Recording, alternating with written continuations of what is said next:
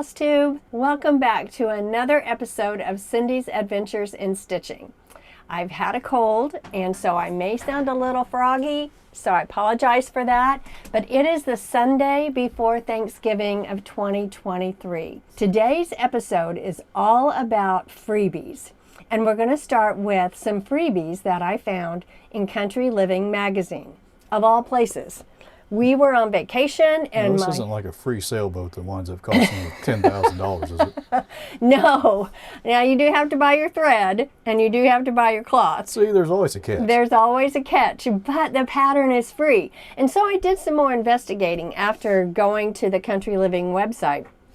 And then I went to Pinterest, and there's a ton of free patterns or charts on Pinterest. And it did occur to me, I've spent a lot of money on charts that maybe I would not have had to do because there's so much free stuff out there. So having said that, these are some patterns that I got from Country Living. And they are stitched on Weeks Dye Works, 30 count, and I believe just says 30 count, and the color is beige. And I'd have to say I'm not thrilled about this fabric, but I do love the color. It tended to stretch a little bit, and that was kind of hard to deal with. And these are the DMC colors that were called for in the pattern, except for on each one of these, I adapted some of these, like this one. Let me show you the chart. It was just a cup, and I added the heart. This is what it looked like. I added the heart, and then I added a border, a different border to each of them to kind of highlight it a little bit. And it goes back, on the website, it goes back to 2015. So there's a lot to choose from. Now, some of them are kind of plain, which made me think, you know, I have a granddaughter that's 8, and these would be a good beginner patterns for her because some of them are just one color or just 2 or 3 colors, so there wouldn't be a lot of color change.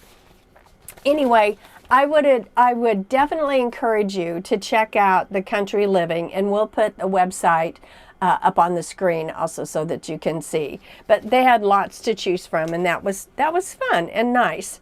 So these are my finishes, a couple of my finishes that I've had. And they were really a pretty quick stitch. And I'll have to say it was kind of fun choosing a border. And I just stole ideas off of Pinterest. I'd see something that I thought, oh, that's a cute, easy border. So I'll just do that. Because we're not encouraging illegal activity here, are we? It's a free pattern.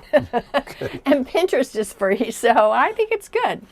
I'm just not I just don't ever see myself as being a designer. I don't think I have the focus for it. But I sure do appreciate all the hard work that goes into designing a pattern. So I was pretty proud of myself just thinking of a border. And it's the little things in life. It is the little things, especially when you don't have much creativity. The only floss that was not DMC was, this is a Valdani 6-strand, and it's called Rustic Ornament. No, Rustic Orange. I'm sorry, I can't read my own writing. And it's an overdyed, so it kind of variegated the border. So, another free pattern that I got off of Pinterest, and this is from Not Forgotten Farm, and it's called Summer's End. And I just turned it into a little pillow, but it was a pretty quick stitch as well. And again, completely free. And there are lots of designers on there that have free patterns. Jeanette Douglas had some that were free. I didn't get a chance to do hers, but it was really cute. And then another finish that I have is Give Thanks. And I really kind of wimped out and did something very easy. I just put it in a frame. And I was going to paint the frame, but I got too lazy to do that. I was going to paint it black, but you were pretty wiped out when you got sick. I was. I lost about a week of stitching and sewing. And that's a lot. So I actually got it first, and then I tried to keep her away, but she just wouldn't stay away from me. I couldn't keep my hands off of you. It's a magnetic personality of mine. Yeah. I tell you, it's the worst sore throat I think I've ever had or have had for a very long time. So bad I even went to the doctor, and I never do that. So. Did you go to the right one this time? Because when you take me to the doctor, you take me to the wrong place. I know I did, didn't I? You kept getting a text from the doctor's office, "We're waiting on you." And I'm sitting in the office thinking, I'm right here. Just at the one across the street instead of the correct one. Okay, well, moving right along. So this piece, this Teresa Kogut dance party, I'm not going to finish it right now. To be honest, I'm just kind of tired of working on it. And I really love to be a seasonal stitcher, and Halloween is over. It's and all gone. has been for quite some time. Were you hoping to have that done for Halloween? Yeah. Next year? Yeah, for next year. Okay. I've only got one more dancer to go, so that's not bad. And I wish I could tell you the name of the cloth, but I can't because I don't remember and I didn't write it down.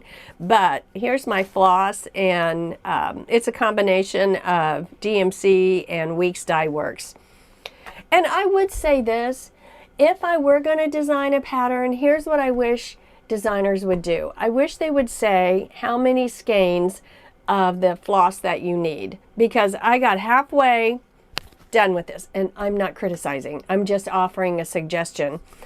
I wish they would say in the charts that you need 2 skeins or 3 skeins, so that if you ordered it, which for me, I don't have any place other than DMC. I can buy that locally, but I don't have any place to go that's not an hour and a half away in order to buy like Weeks Dye Works or Classic Color Works.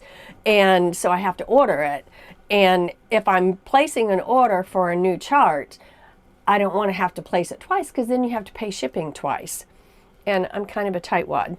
Now let me ask, are there variables involved in that may make one person use more of one, or is it well, same? If you stitch with 2 strands, and I usually do stitch with 2 strands, you know, of course then you're going to use double. But they could specify that in the chart. If you're stitching 1/1 or 1/2, which is 1 strand of floss, then you know you're not going to need as much. But if you're stitching 2/2, which is usually what I do. Now my friend Diane, she always stitches 1/1, but she also stitches on 36 or 40 count. And she has younger eyes. She does have younger eyes. Thanks for pointing that out. There are issues. What do you mean? Just because I have like, what do they call a spotlight on my work as I'm stitching? I don't know what you mean. And the magnifying glass attached to your forehead? And the magnifying glass attached to my forehead. Did have another finish, and I really am quite proud of myself because I bought several things at Primitive Gatherings at the retreat that I went to, and I actually got some things done. I'm working on a quilt that's 3/4 of the way done, except for the actual quilting. But the piecing part is about 3/4 of the way done. I got this done, which is a wool applique, and you might show, I think this is so darn cute with the turkey. And hey, this is the one you got done for the right season. I know, I did. And then I ended up putting Thanksgiving away. No, I ended up not even getting Thanksgiving. Yeah, you skipped Thanksgiving. I did. You went from Halloween to Christmas. Because I got sick. But then there's the other end, is the pumpkins, and I thought those turned out really cute too. So I was really proud of myself. Now I did have a moment of weakness on Etsy. I had this chart in my cart for quite a while, and even though I think I bought it like the day after Thanksgiving, Halloween, it's one of those things that it kept calling to me, so I went ahead and bought it, and I didn't start on it. So that'll be for next Halloween. So let me ask, do you have reminders set in your calendar so that as these seasonal changes come along, it reminds you, oh, I need to finish that project? My reminder's up here. Yeah, we'll never see that project. Are you kidding? It's a steel trap. Yeah, it's a steel something. So anyway, another thing that I bought that was in my cart was, and I wanted to tell everyone about this, kind of alert them. And maybe you guys know about this. I didn't. And it's an Etsy shop called Fabric Flare, and they're actually located in Ireland. But they have, if you've never been to their website, do so. They have the neatest fabric that's got print on it. And this is just one of them. I mean, there are so many to choose from. And I just thought that would be really cute. And I thought I've got some Teresa Kogut patterns that would be really cute on this as well. So shipping was a little bit more. And then again, my friend Diane said, I think there's an American counterpart, so you don't have to pay as much in shipping. So moving on ahead. At least you don't have to pay the VAT tax. That's true. You don't. Yeah, that's true. You want to tell them what VAT stands for? Because I don't remember. I don't either. I just remember it sucked. I felt sorry for the people that had to pay it. Yeah, I remember it was added a lot to the cost of everything. Everything. The dollar was worth a lot when we were there, but then you had to pay that tax on top of it. I remember their parking fines were quite steep. Yes, that was kind of a day ruiner. We got a parking ticket, and if we didn't pay it, how much was the ticket? $280 US what converted to. And my logic was, I'm not coming back to Ireland, more than likely, so I'm just going to skip town. And then luckily I remembered that the rental car would charge tickets to your credit card on file. So I flipped the ticket over, and it was a €1,000 fine if not paid within 10 days. So we promptly found the county seat and paid it. Yeah. But like I said, that was kind of a bummer to the end of the day. $280 for a parking ticket is crazy expensive. It made for a pricey lunch. It did make for a pricey lunch. Food was good. That was good. Okay, so this is going to be my new start. And I'm excited because I got done with my camping stuff. It is deer season. I know. It's kind of what I thought too. This is actually it's a chart by Kathy Barrick, Heaven and Nature Sing. And it doesn't look super Christmassy, but I think it'll look really good in our house, and I'll probably get that framed. I'll probably pay to get that framed. And these are the called for threads, and I'm going to stitch it on Zweigart Even Weave 28 count. And I got this fabric at Cranberry Bog Cottage in Terre Haute, Indiana, and which, by the way, we need to go back there. I was just going to say the Pioneer Village restaurant's calling my name. Yeah. I want to go when Marilyn, the owner, will be there, so maybe I'll check with her and maybe we can fit that in one weekend before the weather gets bad. What am I saying? It's Indiana. The weather never gets bad here. Before they spray salt on the road for no reason? Yes, okay. That could definitely be. All right, and then my next wool applique is going to be Warm Hands. And I placed a pattern or an order to Primitive Gatherings, and I got a bunch of Valdani so that I can work on. So anyway, I have to say I love fabric and I love thread. So that's the downfall of me for sure. So I was kind of searching to see if there were any cross-stitching podcasts, and you're not going to believe it. There's a bunch. And so I started listening to a couple of them, and there are 2, 4, 6, 7 that were listed in my podcast app that was on my phone. And I listened to Cross Stitch podcast, and that's by Hannah Braniff. And I listened to Stitch People, and that was Karina Brambilla or Brambilla. I'm not sure I don't remember how she said her name. And she interviewed different craft people, and it was she does a very good job. And then Hannah, the Cross Stitch podcast, she was giving a tutorial on cross stitch lampshades. So both of those, I would encourage you to check that out. Then there's one called Stitch Talk. There's Killers and Cross Stitch, which is true crime. She talks about killers and cross stitch, so it's true crime. And let's just think about that for a second. Yeah. How did this go down today? Stab somebody with a cross-stitch needle? Or? Well, there's not a saying, but I've seen it on charts where people say that they love cross-stitch because they can stab something 20,000 times and they don't get in trouble for it. Which brings up another interesting thing. Yes. my fascination with true crime. Oh yeah, that too. But the other night when you were taking the couch apart while I was over doing something on the computer, and I came back and you had this funny look on your face. And Yeah, I'd lost my needle again. And found it where? On your sleeve. After you took the whole couch apart and underneath it. And I knew it had. I had thread attached, so I knew I would be able to find it. But how it got on your sleeve, the thread got to attach to your sleeve, I don't know. But my only regret is that I didn't wait you until couldn't keep you a straight face. fell asleep. You just started giggling and covered your mouth with your hands. And I'm looking at you thinking, do I have something stuck on my face? Or yeah, it was one of those comical moments. Yes, it was. But we found the needle, and I have yet to lose one permanently. I have always found them. I found a few for you. Well, they got found. Okay. You're welcome. Then there's also Cross Stitch Color and Wellness. I haven't listened to that one, so I can't verify. There's Stitching and Company, and then there's Stitchery Stories, which that kind of intrigues me. Isn't there a witchery stitchery somewhere?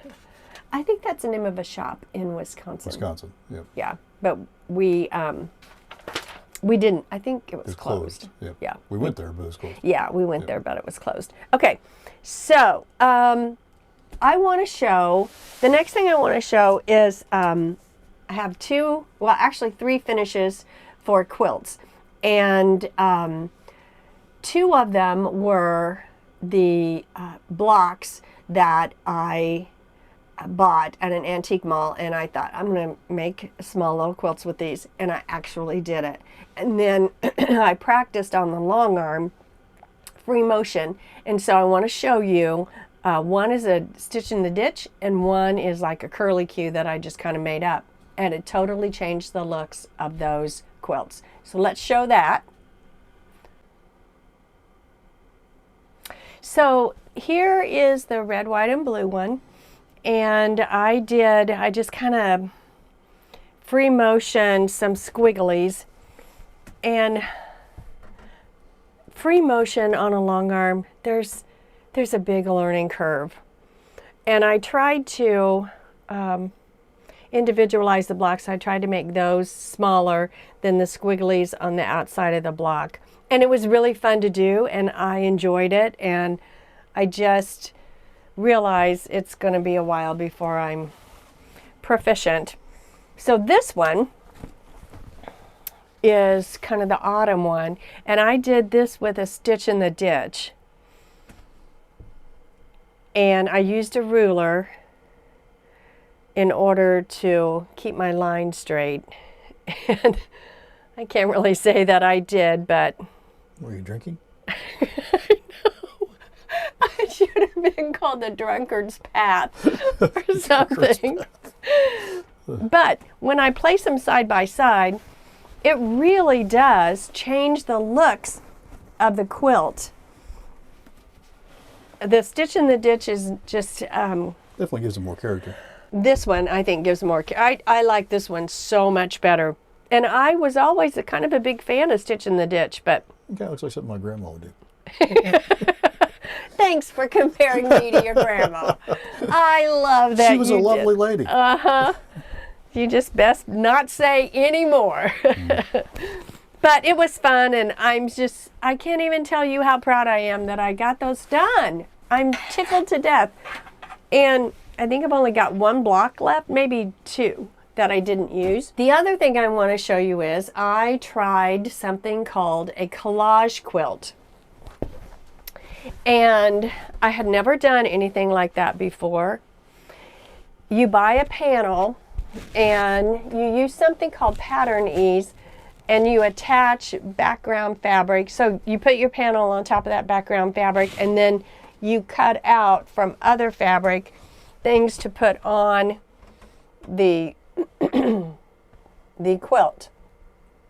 I ended up spending way too much time on this because I didn't know when to quit. And then I also tried my hand at free motion again. You were drinking on that one. Yeah, it's like I said, there's a learning curve. And it's really stiff. It's a very stiff quilt because of all that stabilizer. And I don't want to wash it because each one of these, they're attached with steam-a-seam too.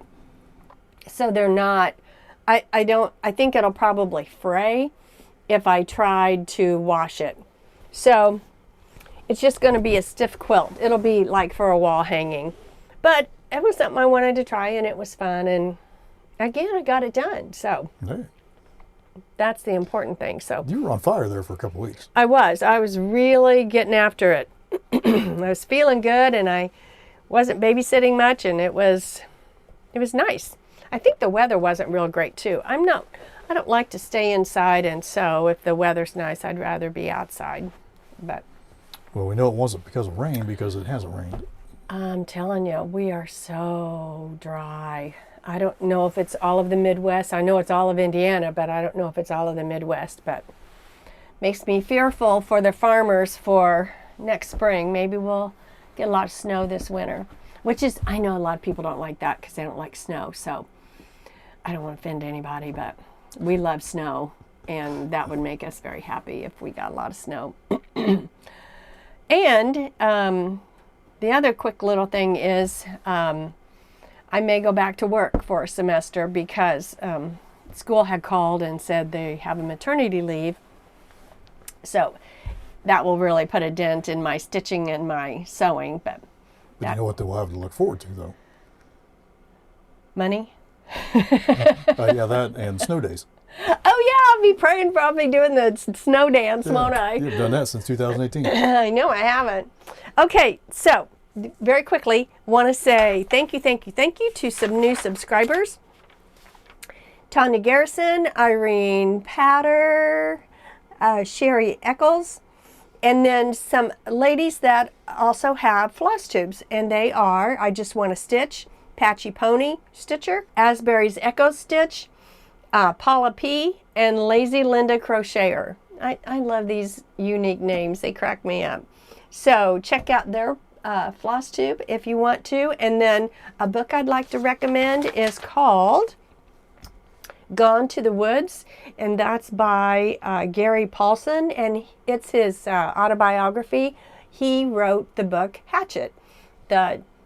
Won't call it, it's like a young adult book and has won many awards, and it was very, very good. So I would recommend that you check that out. I listened to it and it was pretty quick, like 6 or maybe 7 hours. One more thing. My light came in that was stolen from the post office, and Amazon replaced it, and I love it. It is so good. It's a USB chargeable. A lot of ladies had this at the retreat. I mean, look at that. Yeah. Yeah, it's fantastic. It's got... Actually, I wouldn't look at it because you're probably blind. Yeah. There's 2 settings. And, I mean, it is great. Is there a magnifying thing too? Yes, there is. I haven't used the magnifying thing, but up here, so... That's just pretty neat. Yeah, it's... If that winds up in my gun room, you'll know why. How about I get you one for Christmas? How about Santa brings you one? And then I ordered this case that the gals at the retreat used. And so I can keep it nice and safe. And I feel like, you know, when I was working at school, the band kids would all have their instruments, and that's what I think this is. I think it's a keyboard case, but it works out great to keep it nice and protected and be easy to carry when I need to take it places. So We'll share links to that. yes, we will share links to this light and also to the case, which I think the case wasn't expensive. I don't remember how much it was. The light was kind of pricey, but That's a pretty good light. it's a pretty good light, and I love that it's USB rechargeable, so you don't have to have an outlet to use it, which is very, very handy. And you really can't put a price on being able to see. True. You cannot put a price on being able to see. So, hope everyone has a great Thanksgiving. Please take care of yourself, and we will see you soon. Happy stitching.